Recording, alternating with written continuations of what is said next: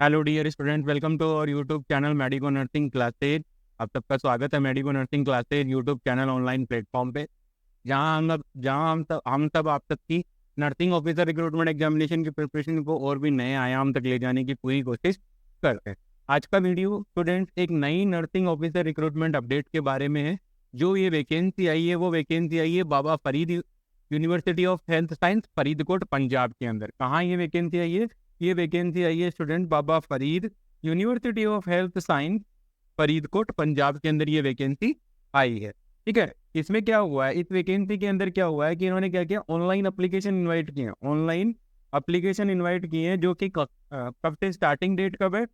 6 जुलाई 2024 से लेकर के 31 जुलाई 2024 तक इन्होंने क्या रखा है, फॉर्म ओपन रखे हैं। तो स्टार्टिंग डेट अपन लिख देते हैं। स्टार्टिंग डेट है 06/07/2024 और लास्ट डेट कब है? लास्ट डेट कब होगी? लास्ट डेट है 31 जुलाई 2024।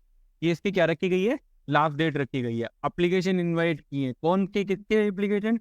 Eligible candidate through university website. अब वेबसाइट कौन सी है जिसके थ्रू आप क्या कर सकते हो, अप्लाई कर सकते हो नर्सिंग ऑफिसर रिक्रूटमेंट के लिए, या जो भी स्टाफ नर्स रिक्रूटमेंट आपको स्क्रीन पे दिख रहा है उसके लिए आपको जो वेबसाइट काम में लेनी है वो आपको वेबसाइट काम में लेनी है बाबा फरीद। इसमें www.bfuhf.ac.in वेबसाइट है, जहां पर जाकर के आप इस पोस्ट के लिए अप्लाई कर सकते हो। तो रिक्रूटमेंट है 120 staff nurse under Baba Farid university of health science Faridkot.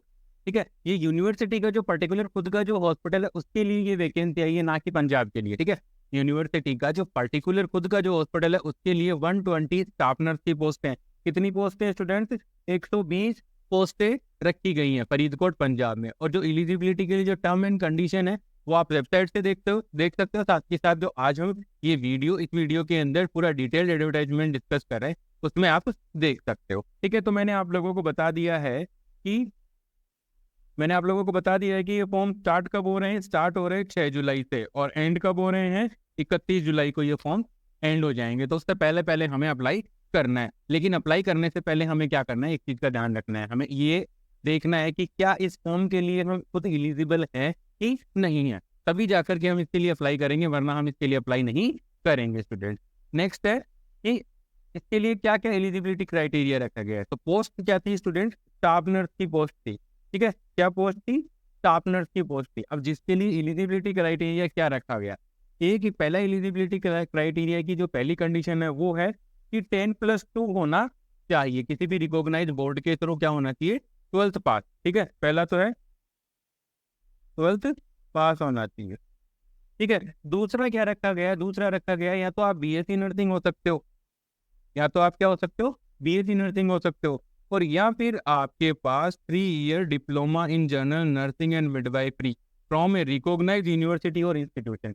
एक रिकॉग्नाइज्ड यूनिवर्सिटी और इंस्टीट्यूशन से आपके पास या तो बीएससी नर्सिंग की डिग्री होनी चाहिए, या फिर 3 साल का जो जीएनएम का जनरल नर्सिंग एंड मिडवाइफरी का जो डिप्लोमा होता है वो होना चाहिए। तो दो पहली कंडीशन थी 12th पास, उसके बाद इन दोनों के अंदर में से कोई भी, या तो बीएससी नर्सिंग होना चाहिए फिर जीएनएम पास आउट होनी चाहिए। दो तीसरी कंडीशन कहती है कि registered with Punjab nurse registration council Chandigarh.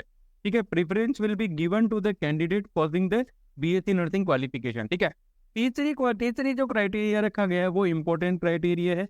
यहीं से एलिमिनेशन के चांसेस वो शुरू हो जाते हैं कि आपका जो नर्स रजिस्ट्रेशन नंबर है, आपका जो नर्स रजिस्ट्रेशन है वो पंजाब नर्सिंग काउंसिल के अंदर आपका रजिस्ट्रेशन होना चाहिए। पहली कंडीशन है, ध्यान रखना। अब कोई स्टूडेंट जाके करवा लेंगे वो एक अलग बात है, उसके बाद वो एलिजिबल हो सकते हैं, लेकिन पंजाब के अलावा अगर कोई दूसरे स्टेट के रजिस्ट्रेशन क्वालिफिकेशन रखता है तो वो उसके लिए वो एलिजिबल नहीं होगा। क्यों नहीं होगा? क्योंकि उसके पास पंजाब नर्स रजिस्ट्रेशन का क्या नहीं है, रजिस्ट्रेशन सर्टिफिकेट नहीं है। तो इसके लिए सबसे पहली कंडीशन आ गई है कि पंजाब नर्स सर्टिफिकेट है वो होना जरूरी होता है। नेक्स्ट क्या जरूरी है?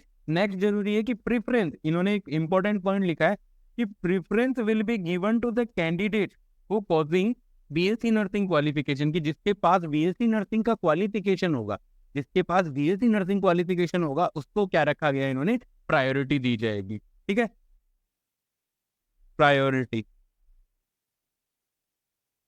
इसको प्रायोरिटी दी जाएगी। ठीक है, उसके बाद बात करते हैं pay level for the post as per 7th CPC।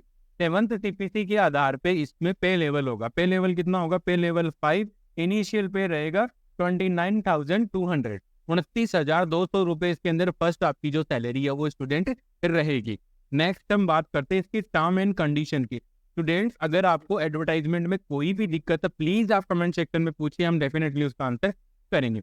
Next इसमें एक इम्पोर्टेंट टर्मिनोलॉजी, सॉरी, एक इम्पोर्टेंट कंडीशन ऐड करिए। वो कंडीशन क्या कहती है? वो कंडीशन ये कहती है स्टूडेंट्स कि वो कंडीशन क्या कह रही है? वो कंडीशन ये कह रही है कि यहाँ पर क्या करना है, इनके अंदर इसमें क्या करना है, इसमें एक्सपीरियंस के नंबर मिल रहे हैं, एक्सपीरियंस के नंबर मिलेंगे। आपका जो एक्सपीरियंस होगा वो 1 year is equal to 1 number. Total आपको कितने मिल सकते हैं? 10 मार्क्स मिल सकते हैं। लेकिन वो किसको मिलेंगे? तो वो मिलेंगे marks of experience will be given to those candidates who are working in the Baba Farid university of health science Faridkot. यानी कि जो बाबा फरीदकोट जो BFHU यूनिवर्सिटी के अंदर काम करे उनको मिलेंगे।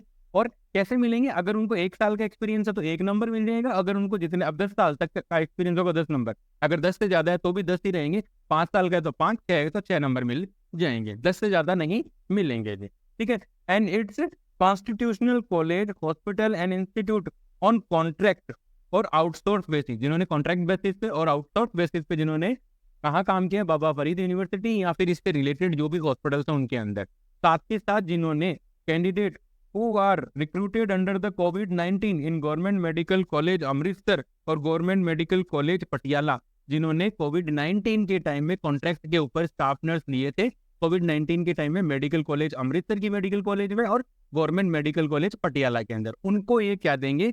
एक्सपीरियंस नंबर है, वो एक्सपीरियंस के बोनस अंक देंगे। ध्यान रखने की बात है स्टूडेंट। ठीक है, दूसरा जो इंपॉर्टेंट टर्म एंड कंडीशन है वो है कि the pay scale should be given as per 7th CPC। जो पंजाब स्टेट की जो 7th CPC की स्केल है उसके अकॉर्डिंग यहाँ पे क्या दिया जाएगा? पे लेवल, यानी कि आपकी सैलरी है वो पंजाब स्टेट के अकॉर्डिंग ही बनेगी।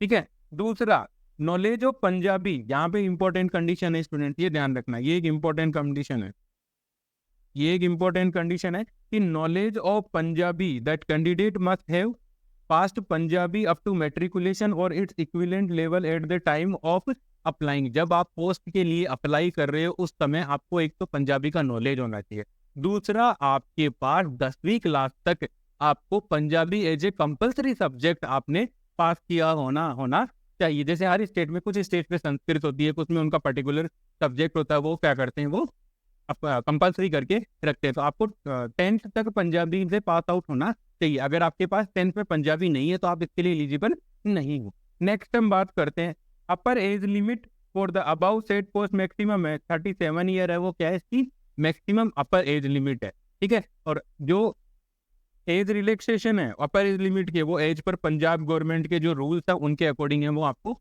दिए जाएंगे। ठीक है, और दूसरा इंपॉर्टेंट कंडीशन, अगर कोई पंजाब स्टेट में काम कर रहा है और वो इस वैकेंसी में अप्लाई करना चाहता है तो जहां भी आप काम कर रहे हो वहां से आपको नो ऑब्जेक्शन सर्टिफिकेट लेना जरूरी है। इसके अलावा आप वहां पे अप्लाई नहीं कर सकते हैं जब तक आपको एनओसी नहीं मिलेगी। एनओसी मिलेगी तभी आप वहां पे अप्लाई करोगे। तो ये कुछ इंपॉर्टेंट टर्म एंड कंडीशन थी जो कि मैंने आप लोगों के साथ डिस्कस करी है। आई होप आप लोगों के लिए एडवर्टाइजमेंट, जो डिटेल एडवर्टाइजमेंट का जो वीडियो हमने बनाया है वो आप सबके डिटेल एडवर्टाइजमेंट के लिए आपको समझ में आया हो। अगर किसी इस पोस्ट से रिलेटेड या फिर इसमें जो एडवर्टाइजमेंट है इसमें कोई भी डाउट है तो प्लीज आप कमेंट सेक्शन में जरूर बताइए, मैं डेफिनेटली उसका आंसर करूंगा। आज के इस वीडियो के लिए इतना ही। Please do consider like, share and subscribe. Thank you so much.